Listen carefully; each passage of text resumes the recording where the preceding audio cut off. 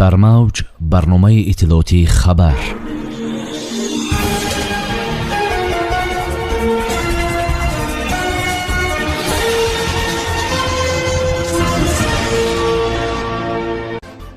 коргоҳи нави қулинбофӣ дар вилояти суғд.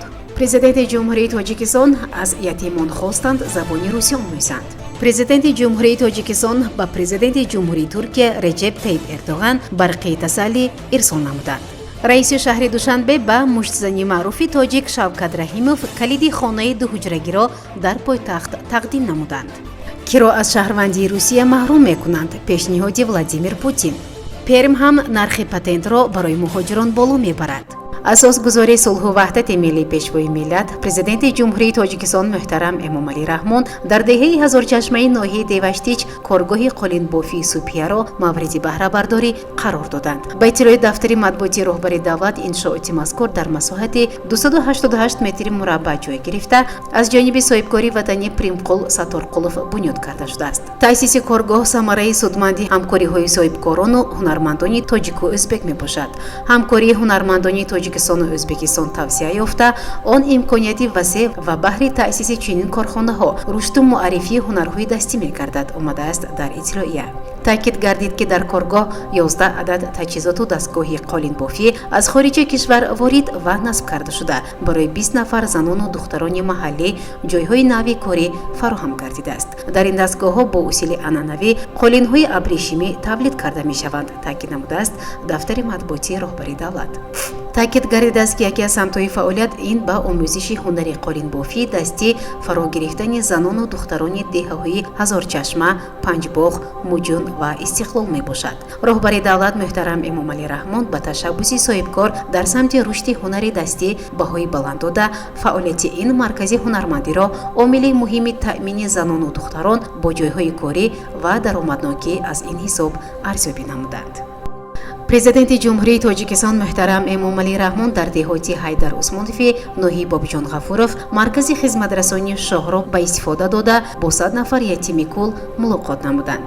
дафтари матбуоти роҳбари давлат хабар медиҳад, ки ба мулоқоти роҳбари давлат кӯдаконе даъват шуданд, ки аз навозиши волидон маҳрум муданд. таъкид шудааст, ки наврасону ҷавонони ятим 46 нафар аз ноҳияи Бобиҷон Ғафуров ва 54 нафари дигар аз шаҳри Гулистони вилояти Суғд буданд. сарвари давлат бо ятимони кул, ки бо амри тақдир аз навозиши волидайн бенасибонданд, вохӯрӣ намуда, бо орустани дастархони идона ба онҳо тӯҳфаҳои арзишманд тақдим карданд, омадааст дар иттилоия. дар ҷараёни суҳбат роҳбари давлат онҳоро барои таҳсили хубу аъло, касбу ҳунаромӯзӣ, аз худ кардани забонҳои хориҷӣ, аз ҷумла забони русӣ ва англисӣ ва кор бо технологияҳои ҳозиразамон даъват намуданд.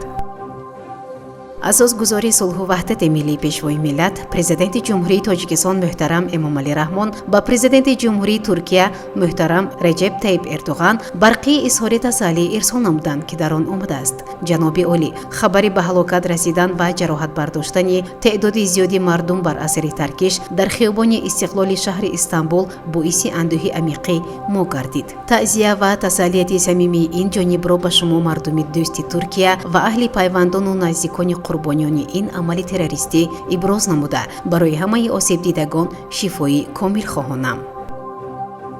раиси маҷлиси миллии маҷлиси олии ҷумҳурии Тоҷикистон, раиси шаҳри Душанбе муҳтарам Рустами Эмомалӣ, муштзани маъруфи тоҷик, қаҳрамони ҷаҳон оид ба ABF, яъне Федератсияи байналмилалии бокс, дастпарвари муассисаи давлатии мактаби махсуси варзишии захираҳои олимпии рақами 9 оид ба бокси шаҳри Душанбе Шавкат Раҳимовро ба ҳузур пазируфтанд. дар ин бора дар шӯъбаи иттилоотии дастгоҳи раиси шаҳри Душанбе хабар доданд. раиси шаҳри Душанбе ин варзишгарро барои сазовор гардидан ба камарбанди қаҳрамони ҷаҳон оид ба ABF таҳният гуфта, ҳамчунин нишони қадрдонии пешвои миллат президенти ҷумҳурии Тоҷикистон ва раиси шаҳри Душанбе ба ӯ калиди хонаи дуҳуҷрагӣ дар пойтахтро тақдим намуданд. ёдовар мешавем, ки Шавкат Раҳимов санаи 5 ноябр дар шаҳри Абузаби, пойтахти Амороти Муттаҳидаи Араб, муштзани бритониёӣ Зелфа Барретро мағлуб намуда, бори нахуст дар таърихи бокси касбии тоҷик унвони қаҳрамони ABF-ро соҳиб гашт.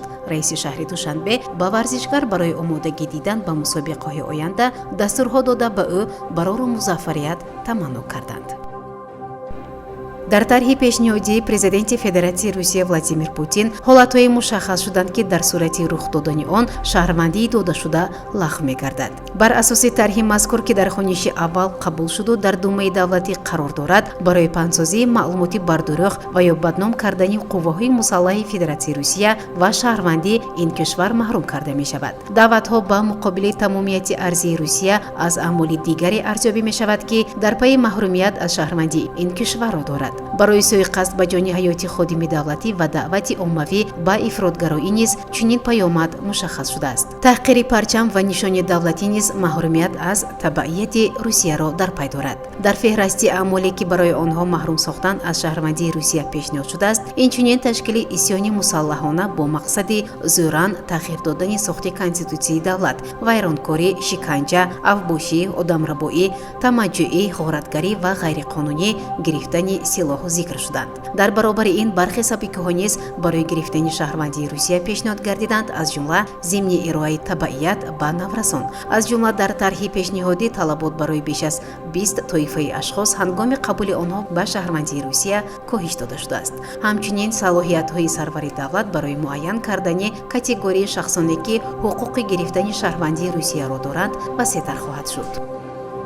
ҳукумати вилояти Перм пешниҳоди болоравии нархи патентро ба маҷлиси қонунгузор пешниҳод кардааст. бар асоси пешниҳоди мақомоти минтақа, арзиши патенти кор барои муҳоҷирон аз соли 2023 ҳудуди 15% боло рафта, аз 4,1 ҳазор рубли русӣ то ба 4,7 ҳазор рубл хоҳад расид. ба гуфтаи масъулини вилоят, чунин тадбир даромади хазинаи вилоятро 103 миллион рубл афзоиш медиҳад. бар асоси қарори шаҳрдорӣ соли оянда муҳоҷиронро зарур меояд барои патент моҳи 6,6 ҳазор рублиро пардохт намоянд.